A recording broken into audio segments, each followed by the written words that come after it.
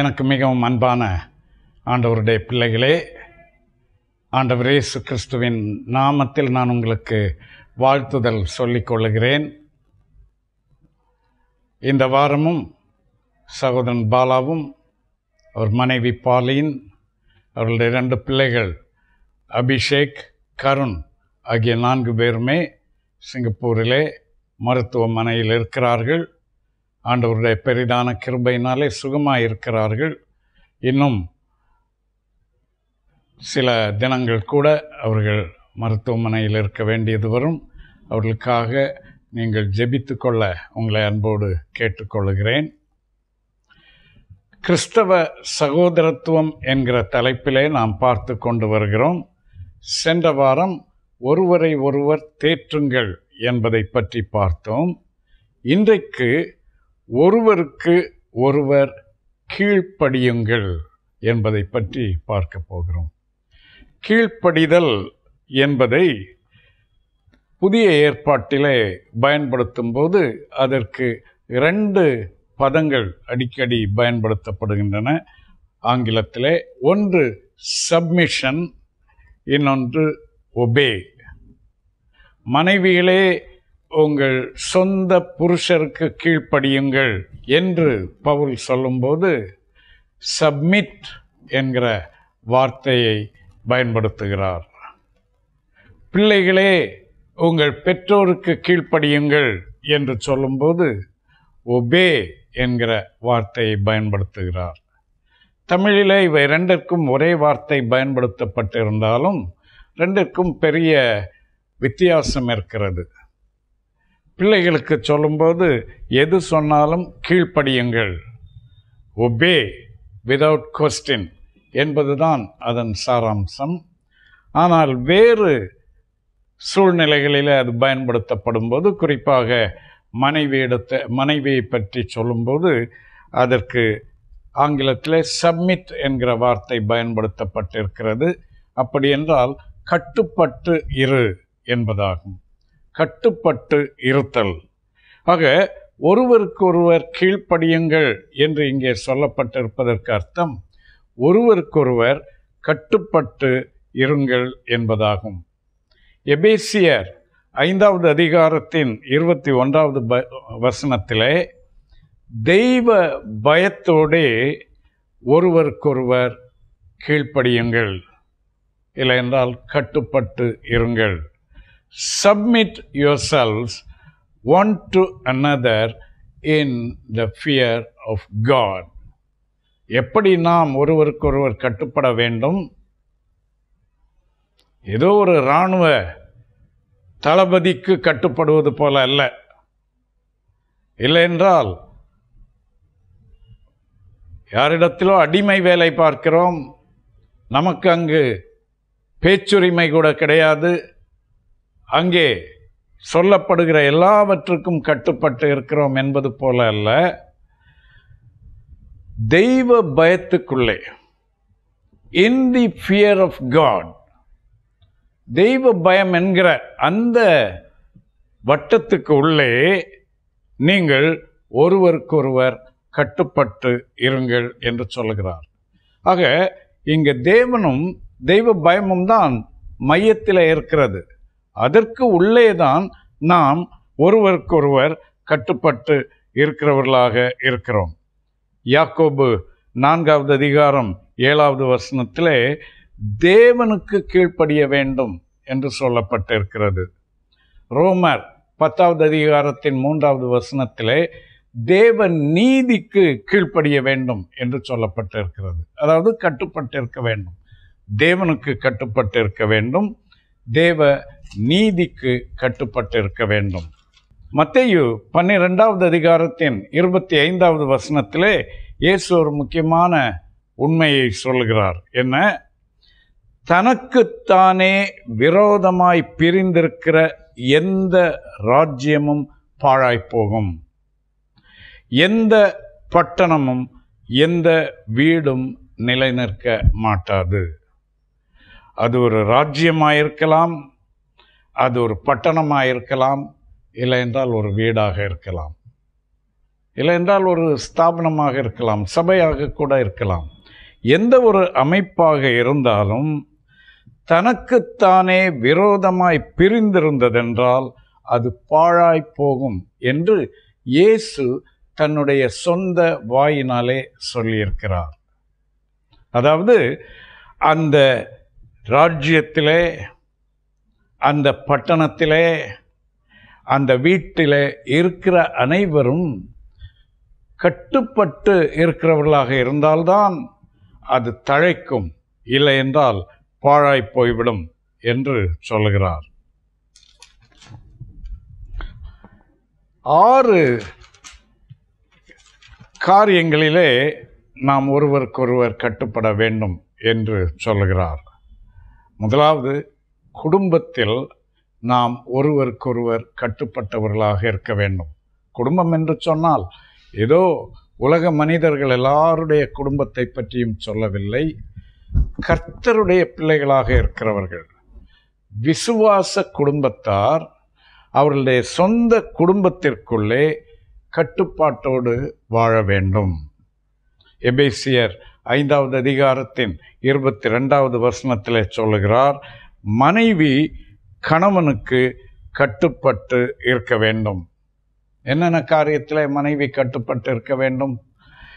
எல்லா காரியத்திலும், இன் எவ்ரிதிங் என்று ஆங்கில வேதாகமம் சொல்லுகிறது. எல்லா காரியத்திலும் மனைவி கணவனுக்கு கட்டுப்பட்டு இருக்க வேண்டும்.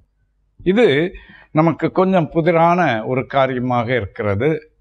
ஏனென்றால் சில இடங்களிலே கணவனை விட மனைவி திறமைசாலியாக இருக்கிறார்கள். கணவனை விட மனைவி இன்னும் சாமர்த்தியமாக காரியங்களை சாதித்து விடுகிறார்கள். இல்லை என்றால் கணவன் கையாலாகாதவனாக இருந்து விடுகிறான். ஆண்டவருடைய வடிவமைப்பின்படி கணவன்தான் தலைவனாயிருக்க வேண்டும், கிறிஸ்து சபைக்கு தலையாயிருப்பது போல. ஆனால் அவன் வளர்க்கப்பட்ட விதம், அவனுடைய தற்போதைய பொருளாதார நிலை போன்ற பல சூழ்நிலைகள் காரணமாக அவன் தன் நம்பிக்கை இழந்து விடுவானானால் அந்த இடத்திலே மனைவி தானாக முன்வந்து குடும்பத்தை நடத்த ஆரம்பித்து விடுகிறாள். அப்படி வரும்போது தானாகவே கணவன் 2ஆம் நிலைக்கு வந்து விடுகிறான். சரி, அவள் எல்லாவற்றையும் செய்கிறாள், அவள் திறமையாய் செய்கிறாள், அவள் பார்த்து கொள்வாள் என்று. முதல் கோணல் முற்றும் கோணல். ஆரம்பத்திலேயே கணவன் ஜாக்கிரதை உள்ளவனாக, தெளிவுள்ளவனாக, தைரியம் உள்ளவனாக, தீர்க்கம் உள்ளவனாக, தரிசனம் உள்ளவனாக குடும்பத்தை நடத்த ஆரம்பிக்க வேண்டும். தீத்துவுக்கு எழுதும்போது ஊழியத்திற்கு வர விரும்புகிறவர்கள் சொந்த குடும்பத்தை நடத்த வல்லவர்களாயிருக்க வேண்டும் என்று பவுல் சொல்லுகிறார். ஆக குடும்பத்தை நடத்த வல்லவர்களாயிருக்க வேண்டும் என்பதிலே மனைவியையும் கட்டுப்பாட்டிற்குள் வைத்து நடத்துகிற கணவனாய் இருக்க வேண்டும். மனைவியை கட்டுப்பாட்டிற்குள் வைத்திருப்பதென்று சொன்னால் மனைவியை அடிமை போல நடத்துவது என்று அர்த்தமல்ல. கணவன் 1வது, மனைவி 2வது, அதற்கு பின்னர் பிள்ளைகளும் மற்ற உறவுகளும் என்கிற அந்த நிலையிலே குடும்பம் ஓடிக்கொண்டிருக்க வேண்டும். மனைவியை பார்த்து இல்லை நீ பண்ணு, நீ சொல்லு, நீ செய், நீ இதை வைத்துக்கொள் என்று சொல்லுவானானால் அவன் தன் நம்பிக்கையை கொஞ்சம் கொஞ்சமாக இழந்து அவன் தன்னுடைய ஸ்தானத்தை இழந்து விடுவான். ஆகவே நம்முடைய வாலிப பிள்ளைகளுக்கு இதை நாம் கற்றுக் கொடுக்க வேண்டும். இன்றைக்கு வாலிப ஆண்கள் வேலை பார்க்க போகிற இடத்துல பெரிய டைரக்டராக, பெரிய சிஇஓவாக, மேனேஜராக இருந்தால் மட்டும் போதாது, தங்களுடைய சொந்த குடும்பத்தை நடத்த அவர்கள் பழகிக்கொள்ள வேண்டும். ஏனென்றால் இது வேதம் போதிக்கிற ஒரு உபதேசம், ஒரு doctrine. This is a biblical principle. இது நம்முடைய வசதிக்கு ஏற்றாற்போல் மாற்றி அமைத்து கொள்ளக்கூடிய ஒன்று அல்ல. இதைத்தான் ஆண்டவர் தனக்கு பயப்படுகிற குடும்பங்களிலே எதிர்பார்க்கிறார். ஆகவே சொல்லுகிறார், மனைவி கணவனுக்கு கட்டுப்பட்டு இருக்க வேண்டும். கொலோசையர் 3வது அதிகாரம் 18வது வசனத்திலே சொல்லுகிறார், கர்த்தருக்கு ஏற்றபடி என்று சொல்லுகிறார். மனைவி எப்படி கட்டுப்பட்டு இருக்க வேண்டுமாம்? கர்த்தருக்கு ஏற்றபடி. அப்படி என்றால் சிலர் தங்கள் வசதிக்காக இதை எப்படி வியாக்கியானம் செய்கிறார்கள் என்றால், கணவன் கர்த்தருக்கேற்ற காரியங்களை சொன்னால் கட்டுப்பட்டு இருக்க வேண்டும், இல்லை என்றால் கட்டுப்பட்டு இருக்க தேவையில்லை என்று. ஆனால் எல்லா காரியத்திலும், இன் எவ்ரிதிங், கட்டுப்பட்டு இருக்க வேண்டும் என்பதை வேதம் தெளிவாக சொல்லிவிடுகிறது. அதற்கு மேல கர்த்தருக்கு ஏற்றபடி கட்டுப்பட்டு இருங்கள், கீழ்ப்படியுங்கள் என்றால் என்ன பொருள் என்றால், இதுதான் கர்த்தருடைய வழி, இதுதான் கர்த்தர் சொல்லி இருக்கிற முறை.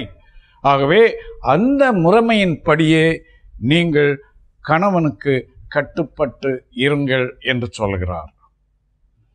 எந்த குடும்பத்திலே கணவன் முதலாவது, மனைவி இரண்டாவது, மற்ற எல்லா உறவுகளும் அதற்கு கீழே என்கிற நிலை இருக்கிறதோ, அந்த குடும்பத்தின் பிற்காலம், அடுத்த சந்ததி, பின் சந்ததி தழைக்கும் என்பதில் சந்தேகமில்லை.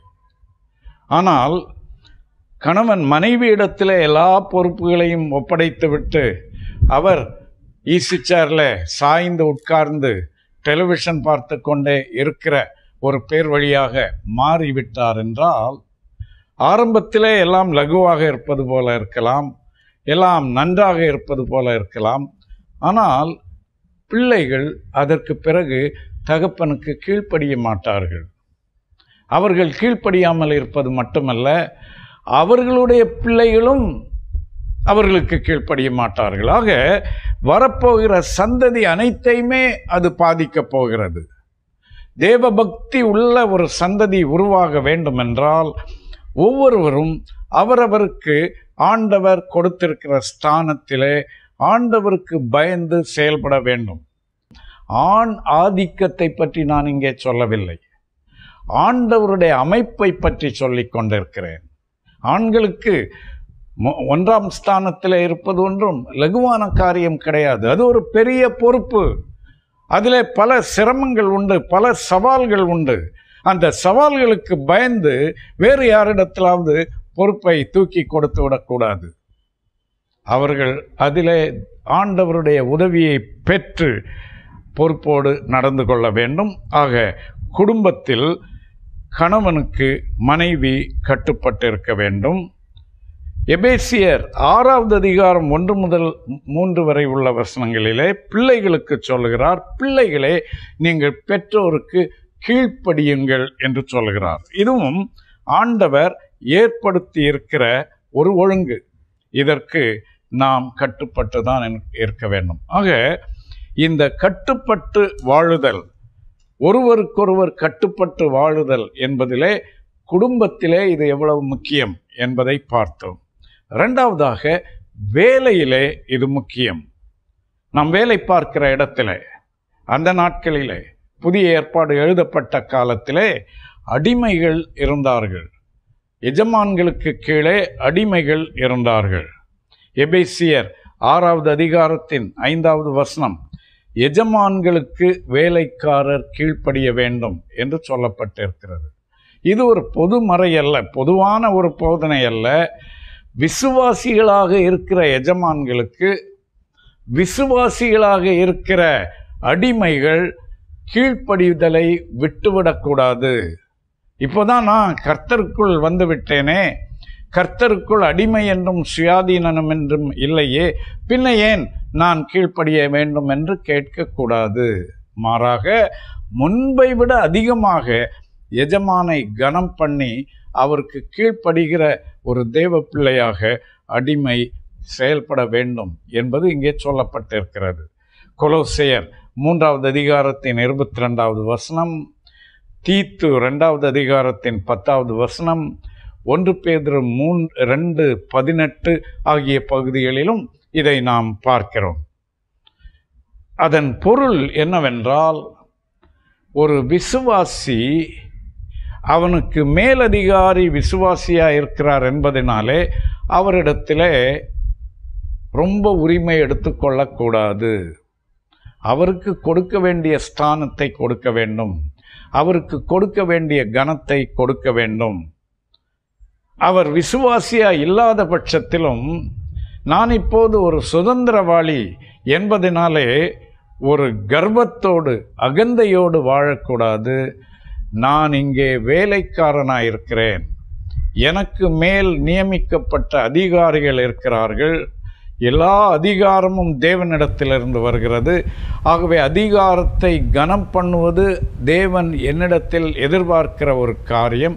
ஆகவே இந்த அதிகாரத்திற்கு நான் கட்டுப்படுவேன் என்று கட்டுப்பட வேண்டும் என்று வேதம் நமக்கு போதிக்கின்றது. ஆக வேலை பார்க்கிறவர்கள் விசுவாசிகளாக இருக்கும்போது அவர்கள் விசுவாசிகளான மேலதிகாரிகளுக்கும் கட்டுப்பட வேண்டும், விசுவாசி அல்லாத மேலதிகாரிகளுக்கும் கட்டுப்பட வேண்டும். அந்த ஆள் கர்த்தருடைய பிள்ளையே கிடையாது, அந்த ஆள் சரியான குடிகாரன், அந்த ஆள் ரொம்ப ஏமாத்து பேர் வழி, அவர் சொல்றதுக்கு நான் ஏன் கீழ்ப்படிய வேண்டும்? ஏனென்று சொல்லவா? அங்கே நீ சம்பளம் வாங்குவதனாலே கீழ்ப்படிந்துதான் ஆக வேண்டும்.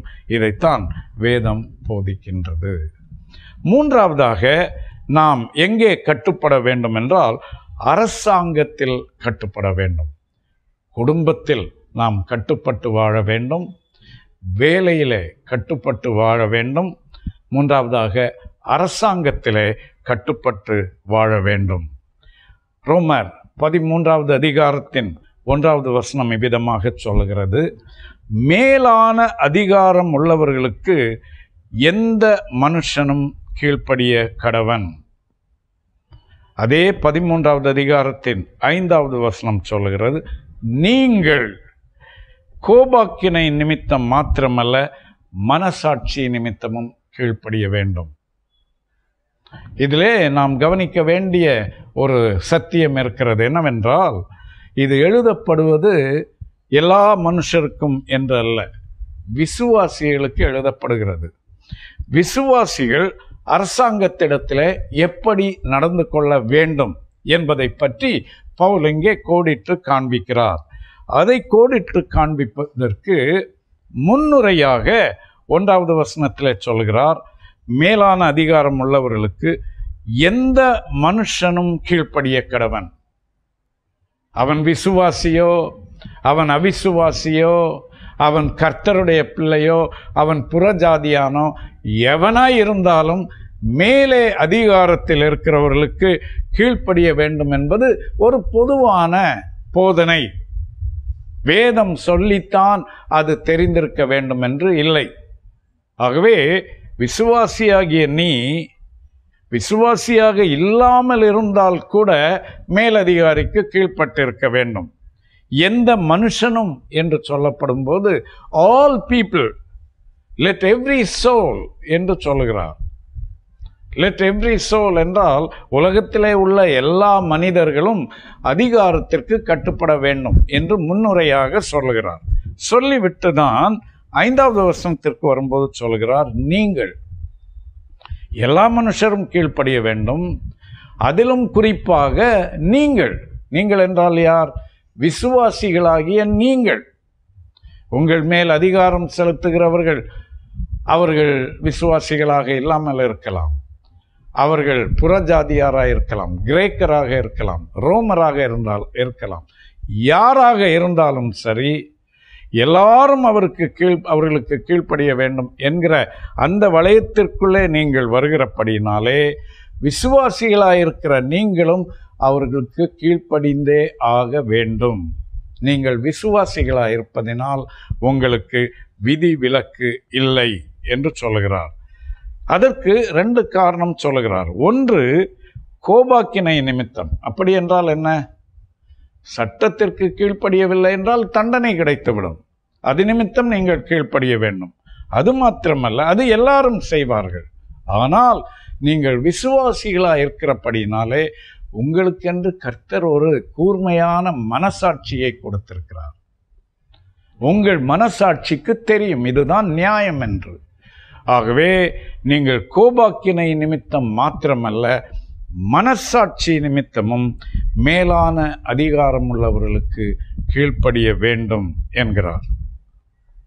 1 பேதுரு 2வது அதிகாரம் 13-14 வசனங்களிலே சொல்கிறார், மனுஷருடைய கட்டளைகள் யாவற்றிற்கும் கர்த்தர் நிமித்தம் கீழ்ப்படியுங்கள். அதிகாரமுள்ள ராஜாவுக்கும் அவனால் அனுப்பப்பட்ட அதிகாரிகளுக்கும் கீழ்ப்படியுங்கள். அப்படி என்றால் என்ன அர்த்தம்? ரோமர் 13:1 சொன்னது போல எந்த மனுஷனும் கீழ்ப்படியட்டும் என்று சொன்னது போல, இங்கே அதிகாரத்தில் இருக்கிறவன் எந்த மனுஷனாயிருந்தாலும் சரி, அவன் விசுவாசியோ அவன் புறஜாதியானோ யாராயிருந்தாலும் அதை பற்றி பிரச்சனை இல்லை. ஆனால் விசுவாசியாகிய நீ கீழ்ப்படிந்துதான் ஆக வேண்டும். யாருக்கெல்லாம் கீழ்ப்படிய வேண்டுமாம்? அதிகாரமுள்ள ராஜாவுக்கு கீழ்ப்படிய வேண்டும். அது மட்டுமல்ல, ராஜாவால் அனுப்பப்பட்ட அதிகாரிகளுக்கும் கீழ்ப்படிய வேண்டும். ஆக நமக்கு மேலாக ஏற்படுத்தப்பட்டிருக்கிற எல்லா அதிகாரங்கள் எல்லாருக்கும் கீழ்ப்படிந்துதான் வாழ வேண்டும் என்று வேதாகமம் நமக்கு சொல்கிறது. ஆக குடும்பத்திலே கட்டுப்பாடுடன் வாழ வேண்டும் என்று பார்த்தோம். வேலை பார்க்கிற இடத்திலே கட்டுப்பாடுடன் வாழ வேண்டும் என்று பார்த்தோம். அரசாங்கத்திலே கட்டுப்பாடோடு செயல்பட வேண்டும் என்று பார்த்தோம். 4வதாக நாம் ஈடுபட்டு இருக்கிற ஊழியங்களிலே கட்டுப்பாடோடு வாழ வேண்டும். ஒருவருக்கொருவர் கட்டுப்பட்டு இருக்க வேண்டும். ஒருவருக்கொருவர் கீழ்ப்படிய வேண்டும். நான் தன்னார்வ ஊழியர், எனக்கு தோன்றினால் வருவேன், தோன்றினால் செய்வேன், இல்லை என்றால் யாரும் என்னை கேள்வி கேட்கக்கூடாது. எனக்கு வசதிப்படுகிற நேரம் வருவேன், அதில் என்ன பெரிய கேள்வி என்று சொல்லக்கூடாது. 1 கொரிந்தியர் 16:15 சொல்லுகிறது, பரிசுத்தவான்களுக்கு ஊழியம் செய்யும்படி தங்களை ஒப்புவித்திருப்பவர்களுக்கு கீழ்ப்படியுங்கள். அதாவது ஊழியத்திற்கென்று ஒப்புவித்தவர்கள், அவர்களோடு உங்களுக்கு தொடர்பு இருக்கிறது. தொடர்பு இல்லை என்று வாழ முடியாது. அவர்கள் செய்கிற ஊழியங்களிலே நீங்கள் பங்காளிகளாக இருக்கிறீர்கள். அந்த பங்காளித்துவத்திலே அவர்களை ஏதோ உங்ககிட்ட காசு வாங்கி பிழைப்பு நடத்துகிறவர்கள் என்கிற எண்ணத்தோடு நடத்தக்கூடாது.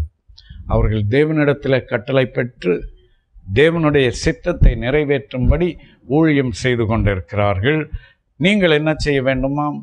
நீங்களும் நானும் விசுவாசிகளாகிய நாம் எல்லாரும் அவர்களுக்கு கீழ்ப்படிந்து இருங்கள், அவர்களுக்கு கட்டுப்பட்டு இருங்கள். 1 கொரிந்தியர் 16:16 சொல்லுகிறார், உடன் வேலையாட்களாய் பிரயாசப்படுகிற மற்ற யாவருக்கும் கீழ்ப்படியுங்கள். ஆம், ஆண்டவருடைய ராஜ்யத்திலே நாமும் வேலையாட்கள் தான், மற்ற எல்லாரும் வேலையாட்கள் தான். ஆக இன்னொரு விசுவாசியை பார்க்கும்போது அவரை எப்படி பார்க்க வேண்டும்? கர்த்தருடைய தாசன், கர்த்தருடைய ஊழியக்காரர், கர்த்தருடைய ஊழியக்காரி. அவர்களுக்கு நான் கட்டுப்படுவேன். அவர்கள் என்ன சொல்லுகிறார்கள் என்பதை கவனமாக கேட்பேன். அவர்கள் சொல்லுவதை மதிப்பேன். அவர்களை புறக்கணிக்க மாட்டேன் என்று அவ்விதமாக ஊழியத்திலே நாம் கட்டுப்பாட்டுடன் இருக்க வேண்டும். இல்லை இது நான் ஆரம்பித்த ஊழியம் என்று சொல்லக்கூடாது. யார் ஆரம்பித்தது என்பது முக்கியமல்ல. பவுல் நட்டாலும் அப்பல்லோ நீர் பாய்ச்சினாலும் வாய்க்க பண்ணுகிறவர் கர்த்தரே. ஆக கர்த்தருக்கு பயந்துதான் நாம் அதில் ஈடுபட வேண்டும். பிரதர், நீங்கள் சொல்லுங்க, உங்கள் ஐடியா நல்லா இருக்கு. சிஸ்டர், நீங்கள் சொல்லுங்க, போன முறை நீங்கள் சொன்னது ரொம்ப பயனுள்ளதாக இருந்தது என்று நாம் ஒருவருக்கு ஒருவர் கட்டுப்பட வேண்டும். அதெல்லாம் முடியாது. சும்மா நீங்கள் சொல்கிற மாதிரியெல்லாம் கேட்க முடியாது. நான் சொல்கிறேன், இப்படி தான் செய்யணும் என்று பிடிவாதம் பிடிக்கக்கூடாது. ஏனென்றால் அப்படி செய்யும்போது ஊழியம் தடைபட்டு விடும், ஸ்தம்பித்து விடும். இன்றைக்கு அநேக ஊழியங்கள் அப்படி தடைபட்டு நிற்கின்றன. பவுல் சொல்லுகிறார், நான் எப்படியாவது சிலரை ஆதாயம் பண்ணும்படி எல்லாருக்கும் எல்லாமானேன் என்கிறார்.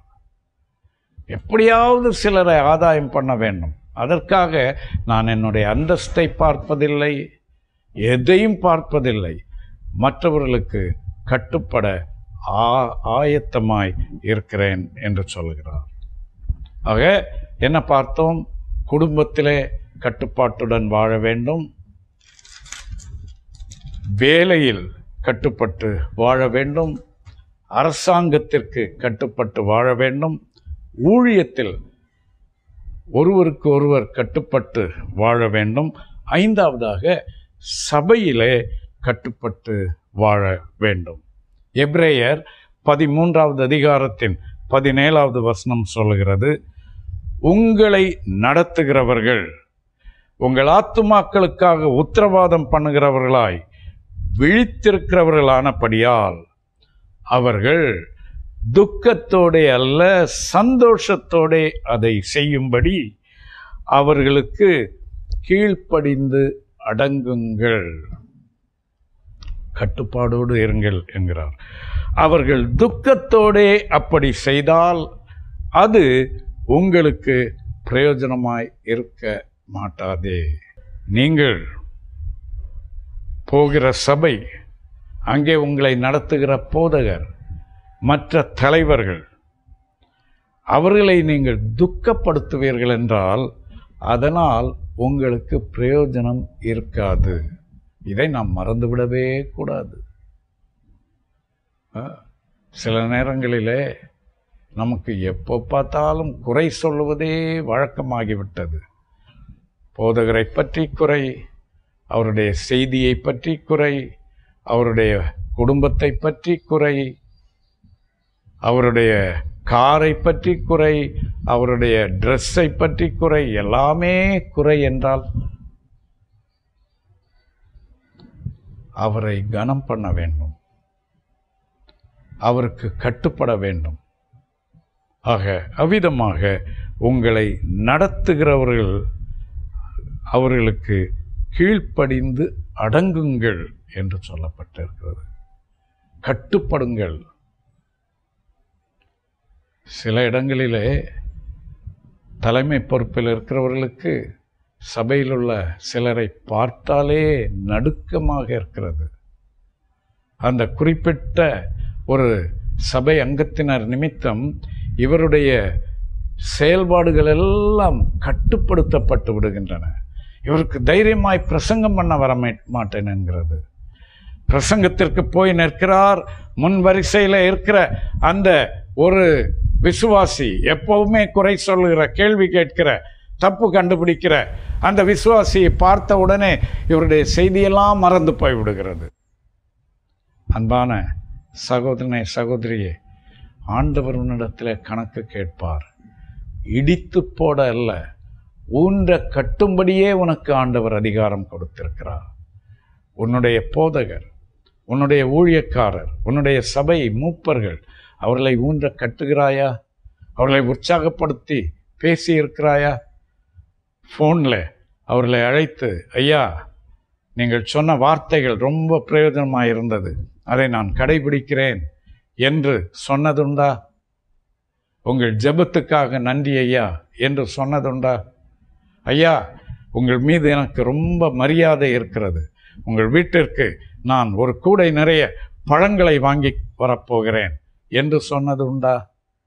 இல்லை என்றால் கொஞ்சம் சிறப்பு காணிக்கையை கொண்டு உங்களுடைய சொந்த செலவுக்காக கொடுக்க போகிறேன் என்று சொன்னதுண்டா? இதையெல்லாம் விட்டு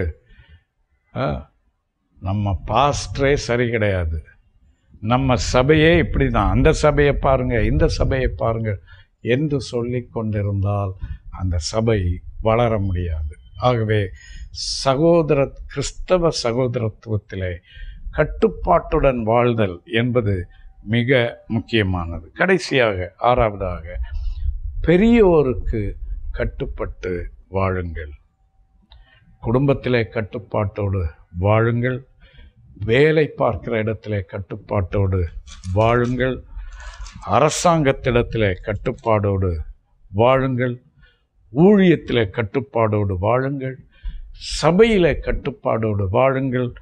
கடைசியாக 6வதாக பெரியோரிடத்தில் கட்டுப்பாடோடு நடந்து கொள்ளுங்கள். 1 பேதுரு 5வது அதிகாரம் 5வது வசனம். அந்தப்படி இளைஞரே, பெரியோரை எப்படி மதிக்க வேண்டும் என்பதை பற்றி இளைஞருக்கு பேதுரு சொல்லுகிறார். அந்தப்படி இளைஞரே, மூப்பருக்கு கீழ்ப்படியுங்கள். மூப்பருக்கு என்றால் சபையில் இருக்கிற எல்டர்ஸ் என்கிற அந்த பதவியை பற்றி இங்கே சொல்லவில்லை. வயதில் பெரியவர்களாயிருக்கிறவர்களுக்கு கீழ்ப்படியுங்கள். நீங்கள் எல்லாரும் ஒருவருக்கு ஒருவர் கீழ்ப்படிந்து மனத்தாழ்மையை அணிந்து கொள்ளுங்கள். சிலர் எப்படி என்றால் வயசானவர்களை பார்த்தாலே ஒரு நக்கல். ஏனென்றால் நீங்களெல்லாம் ஸ்மார்ட் ஃபோன் வைத்திருக்கும் போது அவர் இன்னும் அந்த பழைய ஃபோனை தான் வைத்திருக்கிறார். இவருக்கு என்ன தெரியும் என்று ஒரு நினைப்பு. அநேக ஆண்டுகளுக்கு முன்னர் நான் வாலிபனாக இருக்கும்போது ஒரு முறை புரசைவாக்கம் டேங்க் பக்கத்தில் அந்த பஸ் ஸ்டாப்பில் நிற்கும்போது ஒரு வயோதிப தாத்தா அந்த பக்கமாக நடந்து போனார். அங்கு நின்ற சில மாணவர்கள் அவருடைய நடையை பார், அவருடைய குடையை பார் என்று அவரை கிண்டல் அடித்து கொண்டிருந்தார்கள். அது அவர் காதிலே பட்டது. கொஞ்ச தூரம் போய்விட்ட அவர் நின்று திரும்ப அவர்களிடத்திலே வந்தார். வந்தவுடனே இந்த பையன்களுக்கு கொஞ்சம் பயமாகிவிட்டது. இப்போ என்ன கேட்கப் போகிறாரோ என்று. நான் இங்கே என்ன நடக்கிறது என்பதை கவனித்து கொண்டே நின்றேன். அந்த தாத்தா வந்து சொன்னார், தம்பி, இனிமேல் நான் உங்களை போன்ற வாலிபனாக திரும்ப முடியாது. நீங்கள் செய்கிற பல காரியங்களை என்னால் செய்ய முடியாது.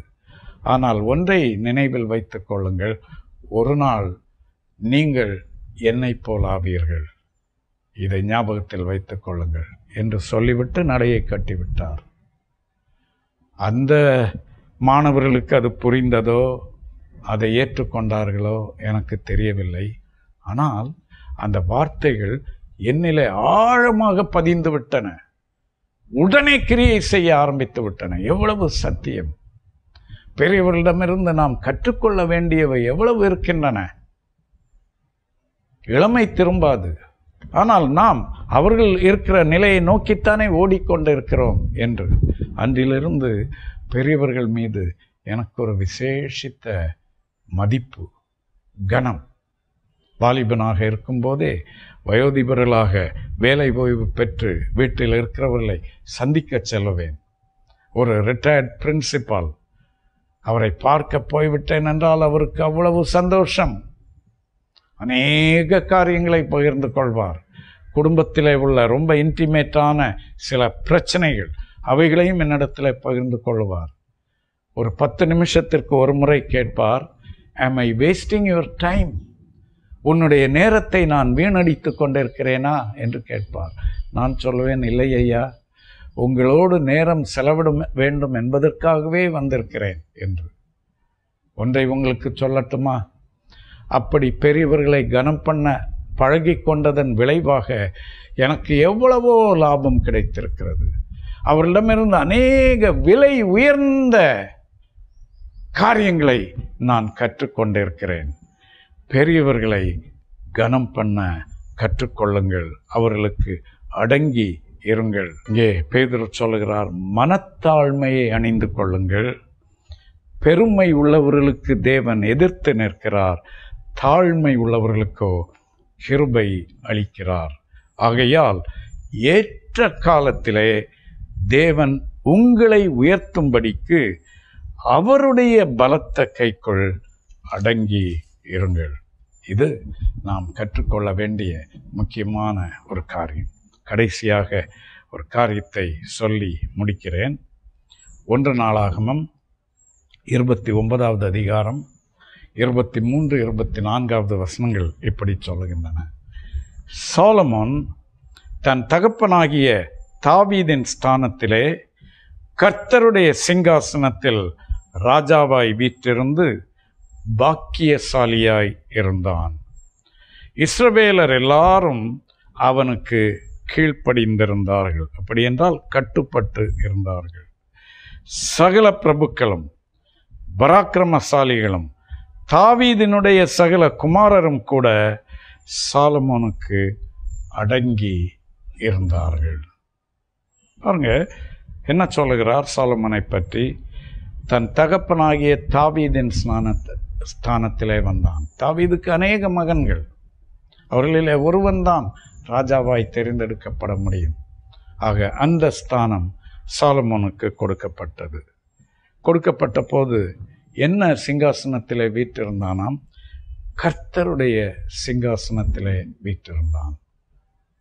அப்படி என்றால் அது கர்த்தர் வீற்றிருக்க வேண்டிய சிங்காசனம் என்ற அர்த்தமல்ல, கர்த்தர் ஏற்படுத்தி கொடுத்த சிங்காசனம். அன்பானவர்களே, எல்லா தலைமையும் கர்த்தரால் ஏற்படுத்தப்பட்டிருக்கிறது. இதை நாம் புரிந்து கொள்ள வேண்டும், ஏற்றுக்கொள்ள வேண்டும். சாலமோனுடைய தலைமைத்துவம், சாலமோன் ராஜாவாக வேண்டும் என்பது கர்த்தரால் ஏற்படுத்தப்பட்டது. அது கர்த்தர் கொடுத்த சிங்காசனம். அப்படி அதிலே வீற்றிருந்து பாக்கியசாலியாக இருந்தான் என்று வேதம் சொல்லுகிறது. அவனுக்கு யாரெல்லாம் கீழ்ப்படிந்திருந்தார்களாம்? இஸ்ரவேலர் எல்லாரும், ஆல் பீப்புள் ஆஃப் இஸ்ரேல். வேறெல்லாம் யாரெல்லாம்? சகல பிரபுக்களும். மூன்றாவது, தாவீது ராஜாவினுடைய சகல குமாரரும் கூட அடங்கியிருந்தார்கள். உடன்பிறப்புகள் அடங்கியிருந்தார்கள். எவ்வளவு ஆச்சரியம் இல்லையா? இது கர்த்தர் நியமித்த பொறுப்பு. இவன் என்னுடைய கடைக்குட்டி தம்பி என்று தள்ளிவிடக்கூடாது. கர்த்தர் கொடுத்த சிங்காசனத்திலே வீற்றிருக்கிறவர்களை ஏற்றுக்கொண்டு கனம் பண்ணி அவர்களுக்கு கீழ்ப்படிந்து அவர்களுக்கு அடங்கி இருக்க விசுவாசி கற்றுக்கொள்ள வேண்டும். தாவீதுக்கு முன்னர் ராஜாவாக இருந்த சவுல் எல்லாவற்றையும் குழப்பி விட்டார். ஆகவே தாவீது அவருக்கு அடுத்தபடியாக சிங்காசனத்திற்கு வந்தபோது ஜனங்கள் தாவீதை ஏற்றுக்கொள்ளவில்லை. தாமதமானது, கொஞ்சம் கொஞ்சமாகத்தான் அது வந்தது. ஆனால் தாவீது சிறப்பான ஆட்சியை கொடுத்தார். கர்த்தருக்கு கீழ்ப்படிந்திருந்தார், கர்த்தரை கனம் பண்ணினார். ஆகவே அவருக்கு அடுத்தது சிங்காசனத்தில் வீற்றிருக்கிறவனுக்கு பிரச்சனை இல்லாமல் இருந்தது. என்னை கேட்டுக்கொண்டிருக்கிற அருமையான கர்த்தருடைய பிள்ளையே, நீ ஒருவேளை ஒரு சபையிலே பொறுப்பு உள்ள ஸ்தானத்திலே இருக்கலாம், ஒரு ஸ்தாபனத்திலே பொறுப்பிலே இருக்கலாம், குடும்பத்திலே தலைவனாக இருக்கலாம். கர்த்தர் உன்னோடு பேசி கொண்டிருக்கிறார். நீ விட்டு செல்லும் போது அடுத்தவர்கள் உன்னுடைய இடத்தில் அல்ல, கர்த்தருடைய சிங்காசனத்திலே வீற்றிருக்க வேண்டும். அதற்கு அவர்களை வாழ்த்தி நீ விட்டு கொடுக்க வேண்டும். சவுல் அப்படி வாழ்த்தி விட்டு கொடுக்கவில்லை.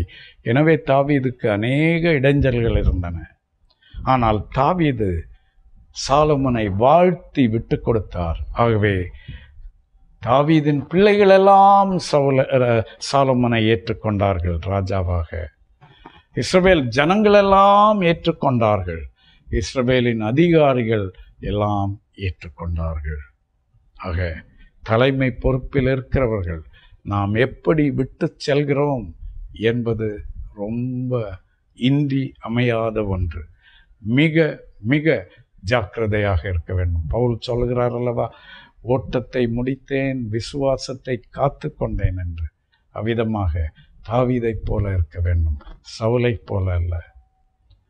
சாலமோனுடைய காரியத்தில் கூட பாருங்கள், தாவீதைப் போல சாலமோன் ஒரு நல்ல முறையிலே தன்னுடைய அடுத்த ராஜாவிடத்திலே ஒப்படைக்கவில்லை. விளைவு என்ன? அதற்கு பிறகு அந்த இஸ்ரவேல் ஜனங்களே குட்டிசவராகிவிட்டார்கள் இல்லையா? பிரிந்து விட்டார்கள், சீர்குலைந்து விட்டார்கள், சின்னாபின்னமாகி விட்டார்கள். ஆகவே அன்பானவர்களே, கர்த்தருக்கு அடங்கி இருப்போம். குடும்பத்திலே ஒருவருக்கு ஒருவர் அடங்கி இருப்போம். வேலையில் அடங்கி இருப்போம். அரசாங்கத்தில் அடங்கி இருப்போம். ஊழியத்தில் அடங்கி இருப்போம். சபையில் அடங்கி இருப்போம். பெரியவர்களிடத்திலே அடங்கி இருப்போம். இதுதான் கர்த்தர் தன்னுடைய பிள்ளைகளிடத்தில் எதிர்பார்க்கிற காரியம். தேவன் தாமே இப்படி நாம் வேதம் போதிக்கிற அந்த ஒருவருக்கொருவர் அடங்கியிருக்கிற அந்த வாழ்க்கையில் நமக்கு உதவி செய்வாராக. கண்களை மூடி கர்த்தரை நோக்கி ஜெபிப்போமா? ஆண்டவரே, உம்முடைய வசனத்தின் மூலம் எங்களோடு பேசியிருக்கிறீர். எத்தனையோ ஆழமான சத்தியங்களை நீர் கோர்வையாக இன்றைக்கு எங்களுக்கு வெளிப்படுத்தி இருக்கிறீர். ஆண்டவரே, ஒருவர் பொறுப்பிலே ஏற்படுத்தப்பட்டிருந்தால் கீழே இருக்கிற நாங்கள் எல்லாரும் அவருக்கு அடங்கி இருக்க வேண்டும் என்பதை இன்றைக்கு நாங்கள் கற்றுக்கொண்டோம். நாங்கள் எப்படி அடுத்தவர்களுக்கு விட்டு செல்கிறோம் என்பது எவ்வளவு முக்கியம் என்பதை இன்றைக்கு கற்றுக்கொண்டோம். ஆண்டவரே, எங்களுக்கு உதவி செய்யும். எங்கள் குடும்பத்திலே, எங்கள் வேலையிலே, எங்கள் அரசாங்கத்திலே, எங்கள் ஊழியத்திலே, எங்கள் சபையிலே, எங்கள் பெரியவரிடத்திலே ஆண்டவரே நாங்கள் அடங்கி கட்டுப்பட்டு இருந்து உம்மை பிரியப்படுத்த எங்களுக்கு உதவி செய்யும். எங்கள் மூலம் உம்முடைய நாமம் மகிமைப்படட்டும். எங்கள் இரட்சகராகிய இயேசு கிறிஸ்துவின் நாமத்தில் ஜெபிக்கிறோம் எங்கள் நல்ல பிதாவே, ஆமீன். ஆசீர்வாதத்தை பெற்றுக்கொள்வோமா? நம்முடைய ஆண்டவராகிய இயேசு கிறிஸ்துவின் கிருபையும் பிதாவாகிய தேவனுடைய அன்பும் பரிசுத்த ஆவியானவருடைய ஐக்கியமும் இன்றும் என்றும் சதா காலமும் நம் அனைவரோடும் இருப்பதாக. ஆமீன். கர்த்தர் உங்களை ஆசீர்வதிப்பாராக. God bless you.